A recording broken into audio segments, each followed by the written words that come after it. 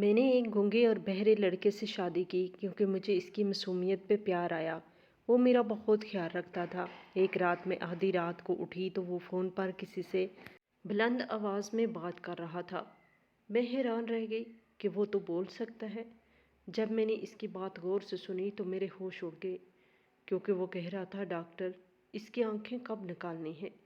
میرا نام نورین ہے، اور آج جب میں یہ الفاظ تحریر کر رہی ہوں تو میرے ہاتھ کانپ رہے ہیں اور دل کی دھڑکن کسی بھی لمحے رک سکتی ہے، کیونکہ جس خوفناک حقیقت سے میں گزری ہوں اس کا تصور بھی کسی عام انسان کے رونگٹے کھڑے کر سکتا ہے۔ لیکن اس انجام تک پہنچنے سے پہلے مجھے آپ کو وہ شروعات بتانی ہوگی جو اتنی حسین، اتنی پرفیکٹ اور اتنی خوابناک تھی کہ مجھے لگتا تھا میں دنیا کی خوش قسمت ترین عورت ہوں، جس نے محبت کا وہ روپ دیکھا ہے جو صرف کتابوں میں ملتا ہے۔ میں ہمیشہ سے ایک حساس طبیعت کی لڑکی تھی۔ مجھے شور شرابے، ہنگاموں اور فضول باتوں سے نفرت تھی۔ شاید یہی وجہ تھی کہ جب میری ملاقات سمیر سے ہوئی تو مجھے لگا کہ مجھے میرا ساحل مل گیا ہے۔ سمیر ایک گونگا اور بہرا لڑکا تھا جو نہ سن سکتا تھا اور نہ ہی بول سکتا تھا، لیکن اس کی آنکھیں وہ سب کہہ دیتی تھی جو ہزار الفاظ مل کر بھی بیان نہیں کر سکتے۔ ہماری پہلی ملاقات ایک لائبریری میں ہوئی، جہاں میں اپنی تھیسس کی تیاری کر رہی ہوئی تھی، اور وہ وہاں ایک کونے میں بیٹھ کر خاموشی سے مصوری کر رہا تھا۔ اس کے ہاتھ میں برش تھا اور وہ کینوس پہ رنگ بکھیر رہا تھا، جبکہ اس کے چہرے پہ جو سکون تھا اس نے مجھے اپنی طرف کھینچ لیا۔ میں نے قریب جا کر دیکھا تو وہ ایک آنکھ کی تصویر بنا رہا تھا، ایک ایسی آنکھ جس میں کائنات کا سارا درد اور ساری خوبصورتی سمٹ آئی ہو۔ میں بے اختیار اس کی تعریف کرنے لگی، مگر اس نے کوئی جواب نہیں دیا۔ تب مجھے لائبریرین نے بتایا کہ وہ سن نہیں سکتا۔ مجھے اس لمحے اس پر ترس نہیں آیا، بلکہ ایک عجیب سا احترام محسوس ہوا کہ یہ شخص دنیا کے شور سے کتنا محفوظ ہے۔ ہماری دوستی کا آغاز وہیں سے ہوا۔ وہ مجھے اشاروں کی زبان سکھانے لگا اور میں اسے اپنی باتیں لکھ کر بتانے لگی۔ سمیر کی شخصیت میں ایک مقناطیسی کشش تھی۔ وہ بہت ہینڈسم تھا، قداور تھا اور مضبوط جسم کا مالک۔ اس کے بال ہمیشہ سلیقے سے سنورے ہوتے اور اس کی گہری کالی آنکھوں میں ایک ایسی ذہانت تھی جو مجھے اکثر حیران کر دیتی تھی۔ وہ میری ہر بات کو میری اونٹوں کی جنش سے سمجھنے کی کوشش کرتا، اور اکثر اوقات وہ میرے بولنے سے پہلے ہی مسکرا دیتا، جیسے اسے معلوم ہو کہ میں کیا کہنے والی ہوں۔ جب میں نے گھر میں اپنی شادی کی بات کی تو کہرام مچ گیا۔ میرے والدین نے صاف انکار کر دیا کہ ایک معذور لڑکے کے ساتھ تم پوری زندگی کیسے گزارو گی؟ وہ تمہارا سہارا بننے کی بجائے تم پر بوجھ بن جائے گا۔ میری سہیلیاں میرا مذاق اڑاتی تھی کہ نورین، تم اتنی پڑھی لکھی اور خوبصورت ہو کر ایک گونگے بہرے شخص سے شادی کرو گی، تمہیں تو کوئی شہزادہ ملنا چاہیے تھا۔ مگر وہ کیا جانتی تھی کہ شہزادے صرف وہ نہیں ہوتے جو آپ کی روح کو سکون دے۔ میں نے سب کی مخالفت مول لی، بھوک ہڑتال کی، رونا دھونا شروع کیا اور آخر کار اپنی ضد منوا کر ہی دم لیا۔ میری اور سمیر کی شادی بہت سادگی سے ہوئی، کیونکہ اس کے خاندان میں کوئی نہیں تھا۔ وہ اکیلا تھا اور کہتا تھا اس کے والدین بچپن میں ایک حادثے میں فوت ہو گئے تھے۔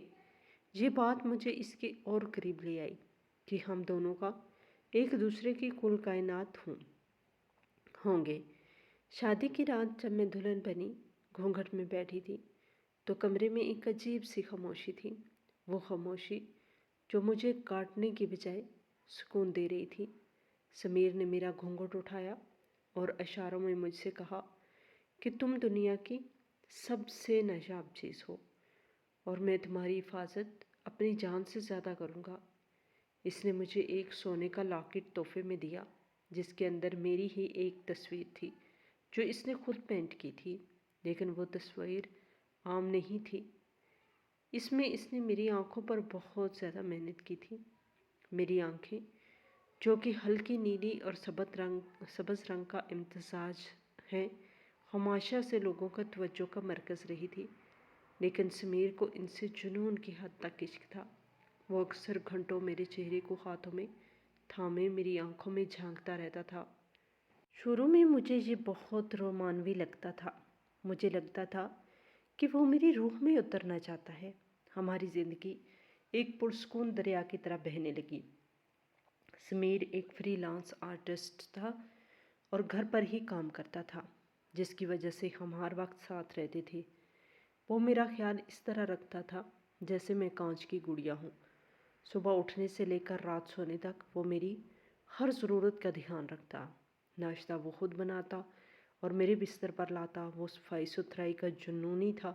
گھر کا ہر کونا چمکتا رہتا تھا، لیکن سب سے زیادہ وہ میری صحت کے بارے میں فکر مند رہتا تھا۔ شادی کے کچھ ہی عرصے بعد اس نے میری ڈائٹ مکمل طور پر بدل دی۔ وہ بازار سے خاص قسم کے آرگینک پھل اور سبزیاں لاتا اور مجھے کہتا کہ یہ تمہاری جلد اور خاص طور پر تمہاری نظر کے لیے بہت ضروری ہے۔ وہ ہر روز رات کو مجھے ایک دودھ گلاس دیتا، جس میں وہ کچھ جڑی بوٹیاں ملاتا تھا اور کہتا تھا، یہ قدیم یونانی نسخہ ہے جو تمہاری خوبصورتی کو ہمیشہ قائم رکھے گا۔ میں اس کی اس محبت پر نثار ہوتی تھی کہ ایک مرد جو بول نہیں سکتا وہ اپنے عمل سے محبت کا حق ادا کر رہا ہے۔ لیکن اب کبھی کبھی کچھ لمحات ایسے آتے تھے جو مجھے چونکا دیتے تھے، مگر میں محبت کے نشے میں انہیں نظر انداز کر دیتی تھی۔ مثلاً ایک بار میں کچن میں تھی اور میرے ہاتھ سے کانچ کا گلاس چھوٹ گیا۔ ابھی گلاس زمین سے ٹکرایا بھی نہیں تھا کہ سمیر جو دروازے میں تھا بھاگتا ہوا آیا اور مجھے پیچھے ہٹا دیا۔ میں حیران رہ گئی کہ اسے کیسے پتہ چلا۔ جب میں نے اس سے پوچھا تو اس نے اشاروں میں سمجھایا کہ اسے فرش کی لرزش محسوس ہوئی تھی۔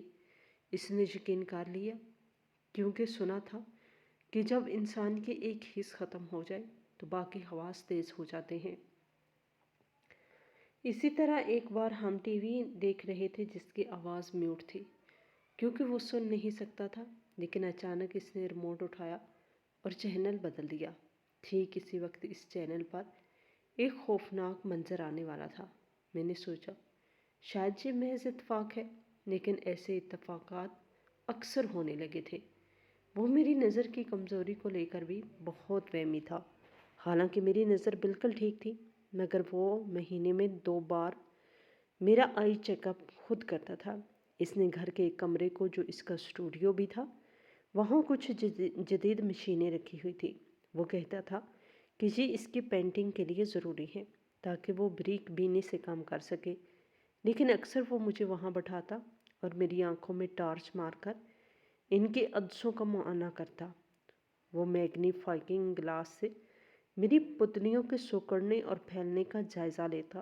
اس وقت اس کا چہرہ بالکل سنجیدہ ہوتا تھا، جیسے کوئی ڈاکٹر مریض کا معائنہ کر رہا ہو۔ کبھی کبھی مجھے اس کی سنجیدگی سے ڈر لگتا تھا، لیکن پھر وہ مسکرا کر میرے ماتھے پہ بوسہ دیتا اور کہتا کہ تمہاری یہ آنکھیں انمول ہیں نورین، ان میں خدا کا نور ہے۔ اگر انہیں کچھ ہو گیا تو میں اندھا ہو جاؤں گا، اور میں پگھل جاتی۔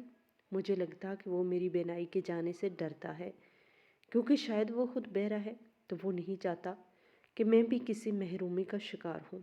ہماری شادی کو 6 ماہ گزر چکے تھے اور ان 6 مہینوں میں میں نے گھر کی دہلیز کم ہی پار کی تھی۔ سمیر کو پسند نہیں تھا کہ میں اکیلی باہر جاؤں۔ وہ کہتا تھا کہ دنیا بہت بری ہے اور لوگ تمہاری خوبصورتی کو میلی نظر سے دیکھتے ہیں جو ہر شوہر میں ہوتی ہے۔ لیکن آہستہ آہستہ یہ پابندی مجھے قید لگنے لگی تھی۔ اس نے گھر کے چاروں طرف ہائی ریزولوشن کیمرے لگوا لیے تھے جن کا کنٹرول اس کے موبائل میں تھا۔ وہ جب بھی باہر جاتا تو مجھے تاکید کرتا کہ دروازہ مت کھولنا، اور وہ موبائل پر مجھے دیکھتا رہتا۔ میں نے 1-2 بار اعتراض کیا کہ مجھے گھٹن ہوتی ہے تو اس نے روتے ہوئے مجھے اشاروں میں بتایا کہ وہ مجھے کھونے سے ڈرتا ہے۔ اس کے آنسو دیکھ کر میں خاموش ہو گئی، لیکن میرے لاشعور میں ایک کھٹکا سا لگا تھا کہ یہ محبت جنون کی شکل اختیار کرتی جا رہی ہے۔ ایک اور بات جو میں نے نوٹ کی وہ یہ تھی کہ سمیر کو میرے سونے کے اوقات پر بہت سختی تھی۔ وہ چاہتا تھا کہ میں رات کو ٹھیک 10 بجے وہ خاص دودھ پی کر سو جاؤں، اور دودھ پیتے ہی مجھے اتنی گہری نیند آتی تھی کہ میں صبح تک بے خبر سوتی رہتی۔ مجھے کبھی خواب نہیں آتے تھے، بس ایک تاریک خلا ہوتا تھا اور پھر صبح سمیر کا مسکراتا ہوا چہرہ۔ لیکن پچھلے کچھ دنوں سے مجھے عجیب محسوس ہو رہا تھا۔ صبح اٹھ کر میری آنکھوں میں جلن ہوتی تھی اور سر باہری رہتا تھا۔ جب میں نے سمیر کو بتایا تو اس نے کہا یہ شاید موبائل زیادہ استعمال کرنے کی وجہ سے ہے۔ اس نے میرا موبائل فون بھی مجھ سے لے لیا۔ اب میرا رابطہ دنیا سے تقریباً کٹ چکا تھا۔ میرے والدین سے بھی میری بات ہفتے میں صرف ایک بار ہوتی تھی، وہ بھی سمیر کی موجودگی میں ویڈیو کال پر، جہاں وہ میرا ہاتھ تھامے بیٹھا رہتا تھا۔ میری امی اکثر کہتی تھی کہ نورین تم کمزور ہوتی جا رہی ہو، تمہارے چہرے کی رنگت پیلی پڑ رہی ہے۔ لیکن سمیر فوراً ٹائپ کر کے بھیجتا کہ میں اس کا بہت خیال رکھتا ہوں امی جان، بس موسم کا اثر ہے۔ مجھے بھی لگتا تھا کہ شاید گھر میں بند رہنے کی وجہ سے سست ہو گئی ہوں، لیکن اصل کہانی کچھ اور ہی تھی جو میری سمجھ سے بالاتر تھی۔ ہمارے گھر کا ماحول بھی عجیب ہوتا جا رہا تھا۔ سمیر اکثر راتوں کو دیر تک جاگتا رہتا تھا۔ جب میں اس دوا والے دودھ کے اثر میں نیم غنودگی میں ہوتی تو مجھے محسوس ہوتا کہ وہ میرے سرہانے کھڑا ہے۔ میں آنکھیں کھولنے کی کوشش کرتی، لیکن پلکیں منو بھاری ہوتی۔ مجھے دھندلا سا دکھائی دیتا کہ وہ میرے چہرے پہ جھکا ہوا ہے اور اس کے ہاتھ میں کوئی دھاتی آلہ ہے جو چمک رہا ہے۔ کبھی کبھی مجھے لگتا کہ کوئی اور بھی کمرے میں موجود ہے، لیکن صبح جب میں پوچھتی تو وہ ہنس کر ٹال دیتا کہ تم نے کوئی برا خواب دیکھا ہوگا، اور پھر وہ مجھے اتنا پیار دیتا کہ میں اپنا شک جھٹک دیتی۔ ایک دن میں نے فیصلہ کیا کہ میں اس کی یہ دوا یا واٹرمن دودھ والا دودھ نہیں پیوں گی، تاکہ دیکھ سکوں کہ وہ رات کو کرتا کیا ہے۔ میں چپکے سے وہ دودھ باتھ روم کی سنک میں بہا دیا اور گلاس وہیں رکھ دیا اور بستر پر لیٹ کر سونے کا ڈرامہ کرنے لگی۔ 10 بجے سمیر کمرے میں آیا۔ اس نے دیکھا کہ گلاس خالی ہے۔ اس کے چہرے پر ایک اطمینان بخش مسکراہٹ آئی۔ اس نے میرے اوپر کمبل درست کیا اور لائٹ بند کر دی۔ میں اندھیرے میں اپنی سانسیں روکے پڑی تھی۔ تقریباً آدھے گھنٹے بعد وہ اٹھا اور دبے پاؤں کمرے سے نکل گیا۔ میں حیران تھی کہ وہ کہاں جا رہا ہے۔ تھوڑی دیر بعد میں بھی اٹھی اور دبی چاپ اس کے پیچھے گئی۔ وہ اپنے اسٹوڈیو میں گیا تھا۔ اسٹوڈیو کا دروازہ تھوڑا سا کھلا تھا اور اندر سے نیلی روشنی آ رہی تھی۔ میں نے جھانک کر دیکھا تو میرے پیروں تلے سے زمین نکل گئی۔ وہ پینٹنگ نہیں کر رہا تھا، بلکہ وہ کمپیوٹر کی بڑی بڑی اسکرینوں کے سامنے بیٹھا تھا، جن پر عجیب و غریب ڈیٹا چل رہا تھا اور اسکرین پر انسانی آنکھوں کی 3D تصویر گھوم رہی تھی۔ وہ انگلیوں کی بورڈ پر اتنی تیزی سے چلا رہا تھا جیسے کوئی ماہر ہیکر ہو۔ لیکن جو چیز سب سے زیادہ عجیب تھی وہ یہ کہ اس کے کانوں میں ہیڈ فون لگا رکھے تھے۔ ایک بہرا انسان ہیڈ فون کیوں لگائے گا؟ میرے ذہن میں ہزار سوال ابھرے۔ کیا وہ موسیقی کی لرزش محسوس کر رہا ہے یا شاید وہ کچھ سن سکتا ہے؟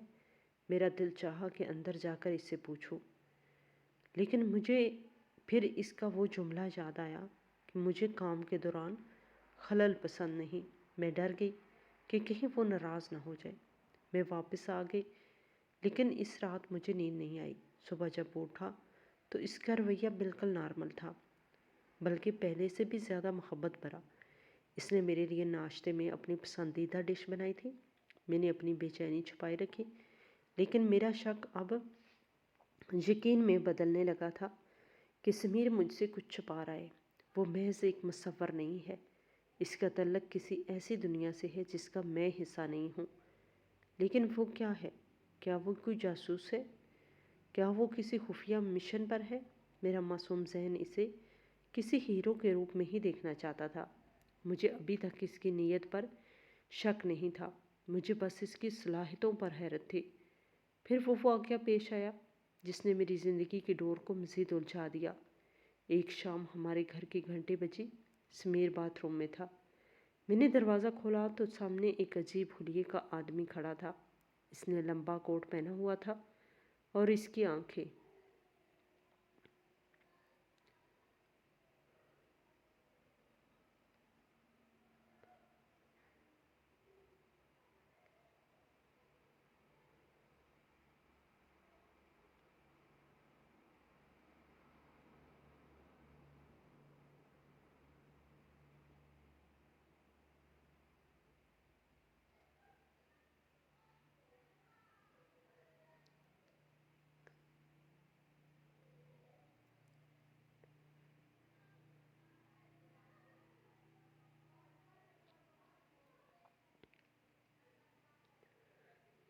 خوف دیکھا تھا یا شاید غصہ؟ اس نے مجھے بازو سے پکڑ کر سختی سے پوچھا، اشاروں میں، کہ اس آدمی نے کیا کہا؟ میں نے بتایا کہ وہ کسی پیکیج کا پوچھ رہا تھا۔ سمیر نے مجھے سمجھایا کہ وہ کوئی نشہ کرنے والا پاگل آدمی تھا جو اکثر اس گلی میں گھومتا ہے، تم ڈرو مت۔ لیکن مجھے یقین نہیں آیا کہ وہ آدمی پاگل نہیں لگ رہا تھا۔ وہ سمیر کو جانتا تھا اور سمیر اسے جانتا تھا۔ وہ پروسیسنگ کیا تھی؟ کیا وہ پینٹنگز کی بات کر رہا تھا؟ اس رات سمیر بہت بے چین رہا۔ وہ بار بار کھڑکی سے باہر دیکھتا رہا۔ اس نے مجھے اس رات ڈبل مقدار میں وہ وٹامن دیے اور خود میرے پاس بیٹھ گیا۔ جب تک میں نے وہ پی نہیں لیے وہ وہاں سے نہیں ہلا۔ اس کی نظریں میری آنکھوں پہ جمی ہوئی تھی، جیسے وہ انہیں الوداع کہہ رہا ہو یا ان کی حفاظت کر رہا ہو۔ مجھے اس کی آنکھوں میں ایک عجیب سی ویرانی نظر آئی۔ میں نے اس کا ہاتھ تھاما اور پوچھا، سمیر کیا ہم کسی مصیبت میں ہیں؟ اس نے میرے ہاتھ کو اپنے ہونٹوں سے لگایا اور نفی میں سر ہلایا، لیکن اس کا ہاتھ ٹھنڈا برف ہو رہا تھا۔ میں دوا کے اثر سے سو گئی، لیکن خواب میں مجھے وہی کالے چشمے والا آدمی نظر آیا جو کہہ رہا تھا، تمہاری آنکھیں بہت قیمتی ہیں نورین، انہیں ضائع مت کرنا۔ اگلے چند دن بہت عجیب گزرے۔ سمیر نے گھر کے سیکورٹی سسٹم کو مزید سخت کر دیا۔ اب کھڑکیوں پر بھی لوہے کی گرلز لگوا دی گئی۔ مجھے ایسا لگنے لگا جیسے میں کسی قلعے میں قید شہزادی ہوں، لیکن اس قلعے کا راجا گونگا تھا اور میں اپنی فریاد کسی کو سنا نہیں سکتی تھی۔ میری طبیعت اب واقعی خراب رہنے لگی تھی۔ میری آنکھوں کے سامنے اکثر اندھیرا چھا جاتا اور مجھے چکر آتے۔ سمیر کہتا تھا کہ یہ موسم کی تبدیلی ہے اور وہ میری خوراک میں مزید ادویات شامل کر رہا تھا۔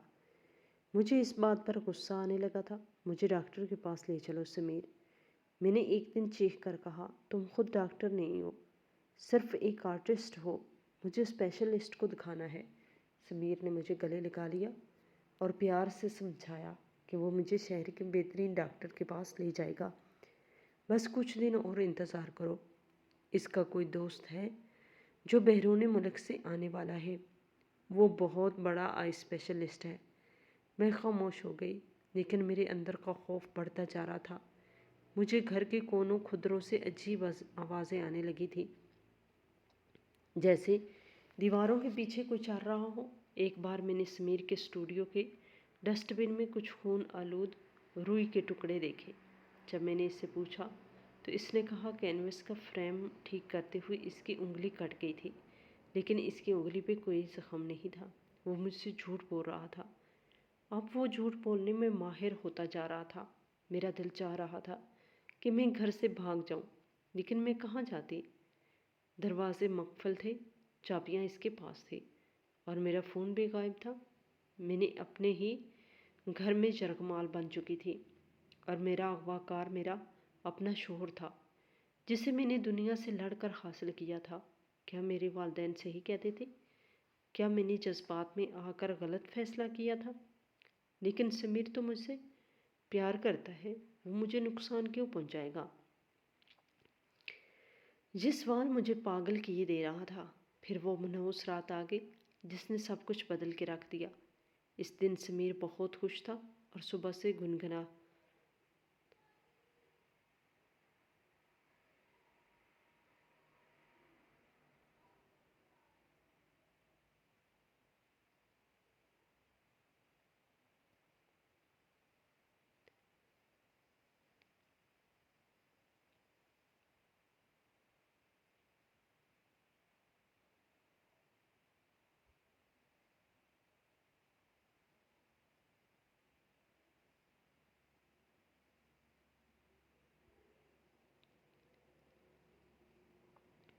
کھانے میں اس نے بہت اہتمام کیا تھا، لیکن مجھے کھانے میں ایک عجیب سا دہاتی ذائقہ محسوس ہوا۔ میں نے تھوڑا سا کھا کر چھوڑ دیا۔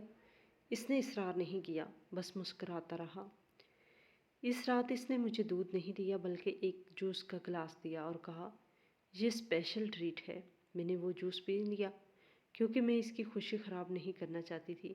جوس پیتے ہی میرا سر چکرانے لگا، لیکن یہ نیند کا چکر نہیں تھا، بلکہ ایسا لگ رہا تھا جیسے میرا جسم سن ہو رہا ہو۔ میرے پٹھے ڈھیلے پڑ رہے تھے لیکن دماغ جاگ رہا تھا۔ سمیر مجھے سہارا دے کر بیڈ روم میں لے گیا۔ اس نے مجھے بستر پر لٹایا اور میرے چہرے پہ ہاتھ پھیرتا رہا۔ تم بہت خاص ہو نورین، اس نے اشاروں میں کہا۔ تمہاری قربانی رائگاں نہیں جائے گی۔ قربانی؟ یہ لفظ میرے دماغ میں ہتھوڑے کی طرح لگا۔ اس نے یہ کیوں کہا؟ اس سے پہلے کہ میں کچھ پوچھتی، اس نے لائٹ بند کر دی اور کمرے سے چلا گیا۔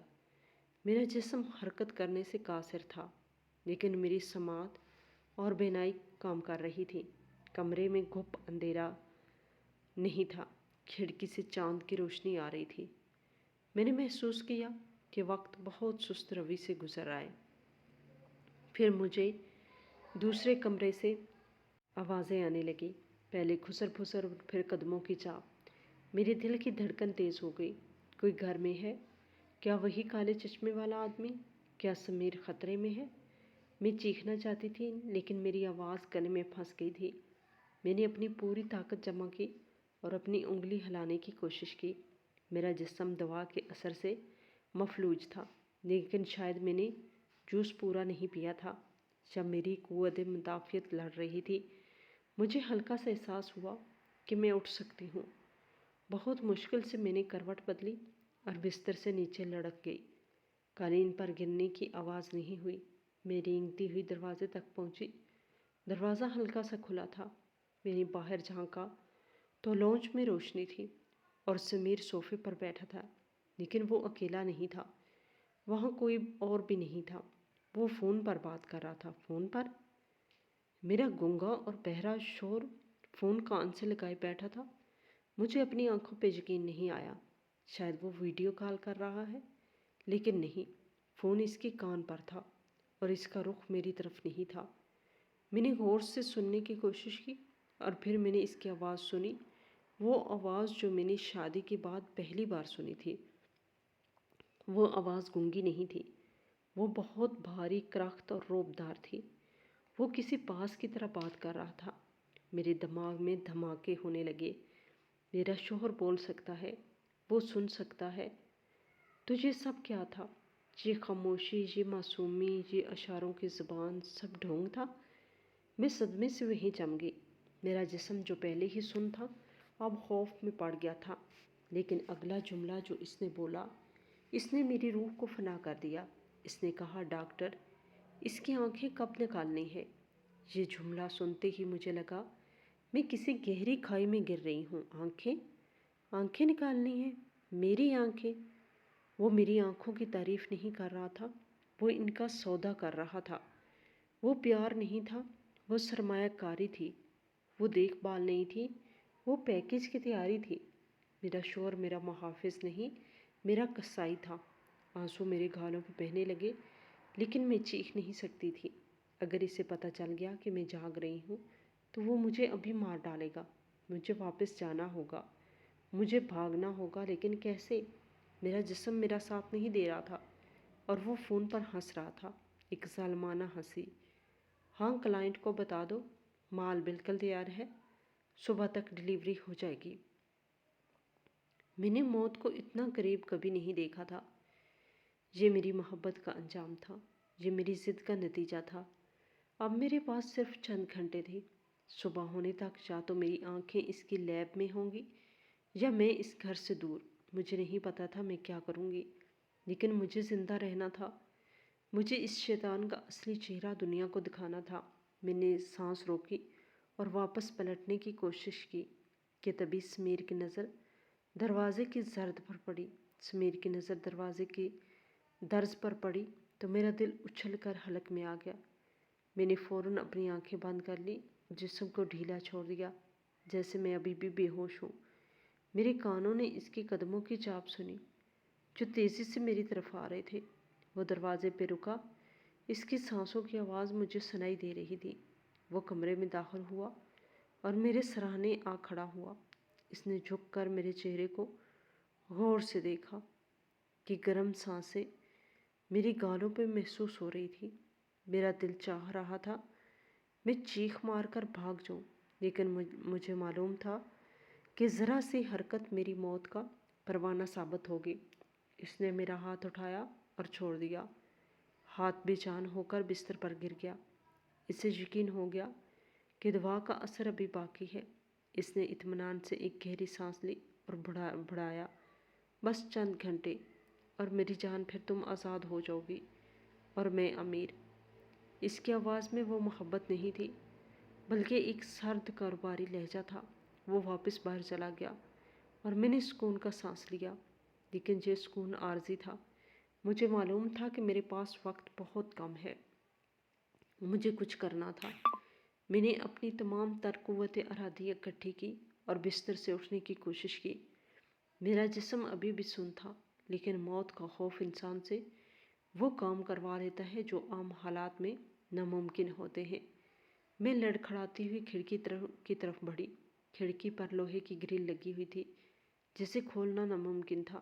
میں نے ادھر ادھر دیکھا۔ کمرے میں کوئی ایسی چیز نہیں تھی جس سے میں اپنا دفاع کر سکوں، سوائے ایک بھاری لیمپ کے جو سائیڈ ٹیبل پر پڑا تھا۔ میں نے لیمپ کی تار کھینچ کر اسے اتارا اور اپنے ہاتھ میں پکڑ لیا۔ مجھے باتھ روم کی چھوٹی کھڑکی یاد آئی جو شاید کھلی ہو۔ میں گھسیٹتی ہوئی باتھ روم میں گئی، لیکن وہاں بھی گرل لگی تھی۔ میں قید ہو چکی تھی، میں مکمل طور پر پھنس چکی تھی۔ تبھی مجھے باہر گاڑی رکنے کی آواز آئی، پھر ایک نہیں 2-3 گاڑیوں کے دروازے بند ہونے کی آوازیں آئیں۔ نیچے دروازہ کھلا اور باہری قدموں کی آوازیں سیڑھیوں پر گونجنے لگی۔ وہ آ گئے تھے، وہ ڈاکٹر اور اس کی ٹیم آ گئی تھی میری آنکھوں کو نکالنے کے لیے۔ میں واپس بستر پر آ کر لیٹ گئی اور لیمپ کو اپنے کمبل کے نیچے چھپا لیا۔ یہ میرا آخری ہتھیار تھا۔ دروازہ کھلا اور کمرے کی لائٹ جلا دی گئی۔ روشنی اتنی تیز تھی کہ بند آنکھوں میں بھی چبھنے لگی۔ سمیر کی آواز آئی، یہ تیار ہے، اسے نیچے اسٹوڈیو میں لے چلو۔ ایک اور اجنبی مردانہ آواز آئی، اس کی وائٹلز چیک کی ہیں، کلائنٹ کو فریش ٹیشوز چاہیے، ذرا سی بھی خرابی ڈیل کینسل کروا سکتی ہے۔ سمیر نے ہنس کر جواب دیا، فکر مت کرو، میں نے 6 مہینے کی ٹیشو فارمنگ کی ہے، اسے بہترین خوراک دی ہے، دھوپ سے بچا کر رکھا ہے۔ یہ میری اب تک کی سب سے بہترین فصل ہے۔ فصل؟ وہ مجھے انسان نہیں سمجھ رہا تھا۔ مجھے 2 مضبوط ہاتھوں نے اٹھایا اور اسٹریچر پر ڈال دیا۔ مجھے سیڑھیوں سے نیچے لے جایا جا رہا تھا۔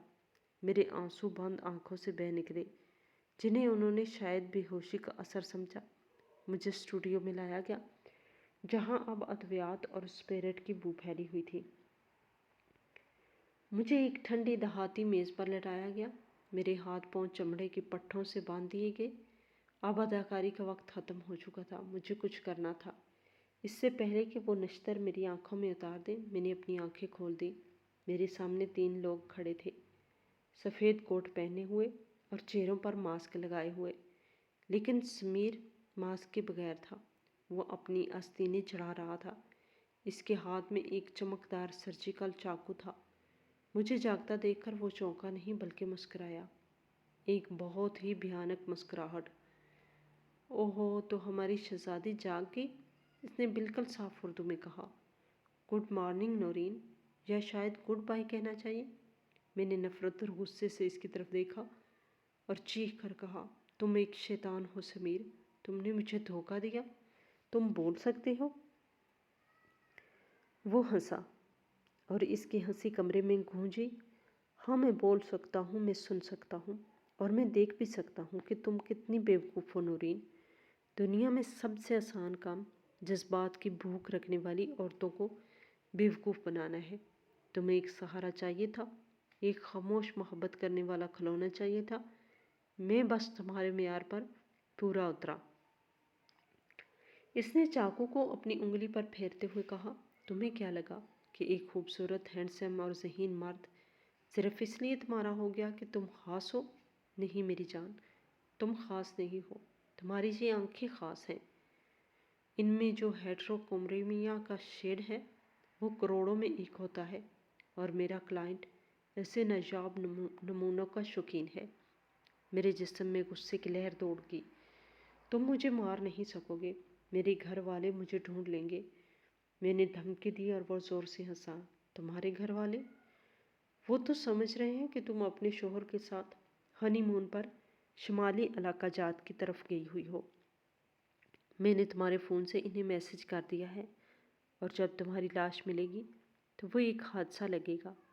پہاڑی راستوں پر گاڑی کھائی میں گر گئی۔ افسوس، صد افسوس۔ اس نے ڈرامائی انداز میں منہ بنایا۔ چلو ڈاکٹر، وقت کم ہے، شروع ہو جاؤ۔ ایک ماسک والا آدمی میری طرف بڑھا۔ اس کے ہاتھ میں ایک انجیکشن تھا۔ مجھے معلوم تھا کہ یہ انجیکشن لگ گیا تو سب ختم ہو جائے گا۔ میں نے اپنی پوری طاقت جمع کی۔ میرے ہاتھ بندھے تھے، لیکن میرا دایاں ہاتھ، جس میں نے کمبل کے نیچے سے لیمپ کا بھاری پتیل کا سٹینڈ چھپا کر مٹھی میں دبا لیا تھا، وہ ابھی تک میری گرفت میں تھا۔ شاید انہوں نے اسے میرے ہاتھ کا کوئی زیور سمجھا یا دھیان نہیں دیا۔ جیسے ہی وہ آدمی میرے قریب آیا اور جھکا، میں نے اپنی کلائی کو گھمایا اور پوری طاقت سے وہ پیتل کا ٹکڑا اس کی آنکھ میں دے مارا۔ وہ درد سے چیخا اور پیچھے ہٹا۔ اس کے ہاتھ سے انجیکشن چھوٹ کر میری ران میں چبھ گیا، لیکن دوا ابھی اندر نہیں گئی تھی۔ افراتفری مچ گئی۔ سمیر غصے سے چلایا، پکڑو اسے بیوقوفو۔ میں نے اس موقع سے فائدہ اٹھایا اور اپنا سر زور سے میز کے کنارے پر مارا، جس سے میز کا ایک پایا، جو شاید پہلے ہی ڈھیلا تھا، ہل گیا۔ میں نے اپنا جسم جھٹکے اور بندھے ہوئے ہاتھ سے دوسرے ڈاکٹر کو ٹھڈے مارنے لگی۔ وہ سب بکھلا گئے تھے، کیونکہ انہیں امید نہیں تھی کہ ایک نیم بے ہوش لڑکی اتنا مقابلہ کرے گی۔ سمیر میری طرف لپکا۔ اس نے میرا گلا دبوچ لیا۔ تم میرا نقصان کروا رہی ہو، وہ گرایا۔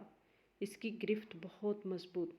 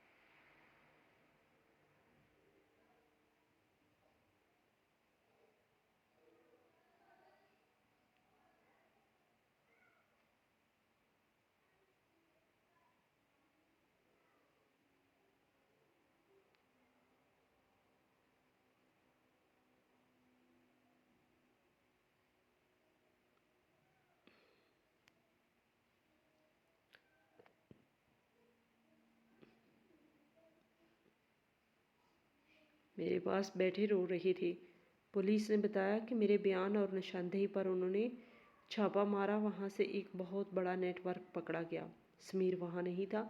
وہ آگ اور دھوئیں کا فائدہ اٹھا کر فرار ہو چکا تھا، لیکن پولیس کو وہاں سے جو کچھ ملا وہ لرزہ خیز تھا۔ تہہ خانے سے کئی لاشیں برآمد ہوئی جن کے اعضاء غائب تھے۔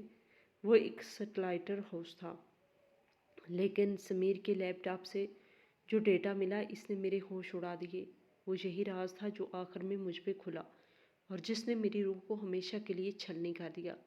پولیس انسپکٹر نے مجھے ایک فائل دی جو سمیر کے ذاتی لاکر سے ملی تھی۔ اس فائل کا نام تھا پروجیکٹ نورین۔ میں نے کانپتے ہاتھوں سے وہ فائل کھولی تو پہلی ہی تصویر دیکھ کر میرا دل رک گیا تھا۔ وہ تصویر میری تھی، لیکن وہ ہماری ملاقات کی نہیں تھی، بلکہ وہ میری تب کی تصویر تھی جب میں 10 سال کی تھی اور اسکول یونیفارم میں تھی۔ اس کے نیچے تاریخ لکھی تھی، مشاہدہ شروع 2015۔ اس کا مطلب تھا کہ سمیر مجھے تب سے جانتا تھا جب میں بچی تھی۔ وہ مجھے تب سے ٹریک کر رہا تھا۔ اگلا صفحہ اس سے بھی زیادہ خوفناک تھا۔ اس میں ایک میڈیکل رپورٹ تھی جو میرے والد کی تھی، جس پہ لکھا تھا کہ باپ کو شوگر ہے، اسے پیسوں کی ضرورت پڑ سکتی ہے، اسے استعمال کیا جا سکتا ہے۔ لیکن سب سے آخری بڑا جھٹکا آخری صفحے پر تھا، جہاں ایک آرڈر فارم لگا ہوا تھا۔ یہ آرڈر ڈارک ویب پر دیا گیا تھا اور خریدار کا نام کوڈ میں تھا، لیکن آرڈر کی تاریخ میری پیدائش کے صرف 2 دن بعد کی تھی، یعنی مجھے پیدا ہوتے ہی بک کر لیا گیا تھا۔ میری آنکھوں کا رنگ میری پیدائش پر ہی ایک نرس نے نوٹ کر لیا تھا، جو اس نیٹ ورک کی مخبر تھی۔ سمیر محض ایک شور نہیں تھا، وہ اس پروجیکٹ کا نگہبان تھا، جسے اس نے 25 سال پالا تھا تاکہ صحیح وقت پر کاٹ سکے۔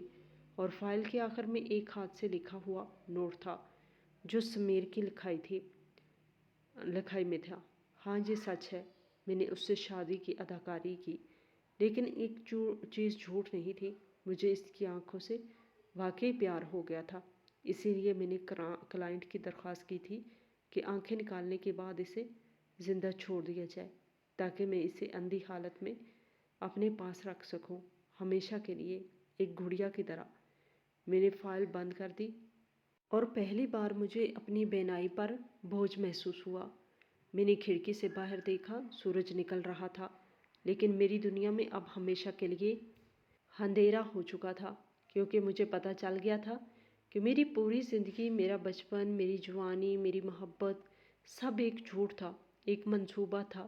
میں ایک انسان نہیں تھی، میں صرف ایک آرڈر نمبر 405 تھی، جسے ڈیلیور ہونا تھا، اور وہ درندہ جو میرا شوہر تھا، وہ ابھی بھی کہیں باہر موجود تھا، اپنی ادھوری محبت اور میرے لیے ایک خالی پنجرا لیے ہوئے۔